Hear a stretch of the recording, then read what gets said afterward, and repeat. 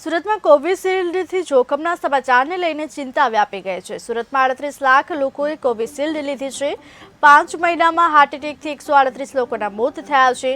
કંપનીએ ખુદ યુકેની કોર્ટમાં જોકે સ્વીકાર કર્યો છે। મોટાભાગના કેસમાં લોહીના ગઠ્ઠા જામી ગયા છે।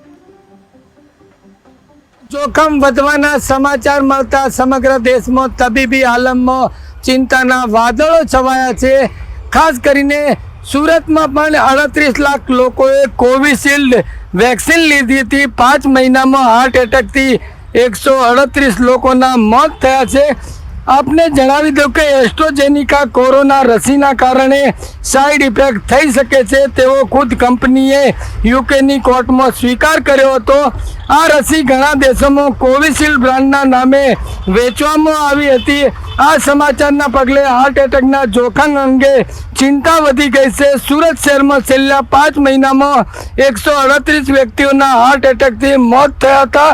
આ પૈકીના મોટાભાગના કેસમાં થયેલા પોસ્ટમોર્ટમ રિપોર્ટમાં મૃત્યુનું કારણ લોહીના ગઠ્ઠા જામી ગયા હોવાનું બહાર આવ્યું હતું, પરંતુ આ ગઠ્ઠા કયા કારણથી બન્યા હતા તે સ્પષ્ટ થઈ શક્યું નથી। ત્યારે ક્યાંક ને ક્યાંક કોવિશિલ્ડ વેક્સિનથી હાર્ટ એટેકનું જોખમ વધી રહ્યું છે તે સમાચાર મળતા ક્યાંક ને ક્યાંક તબીબી આલમમાં અને કોવિશિલ્ડ વેક્સિન લેનારાઓમાં ચિંતા વધી ગઈ છે। કેમેરામેન આરિફ સાથે બલદેવ દેસાઈ, KTV ન્યૂઝ ગુજરાતી, સુરત।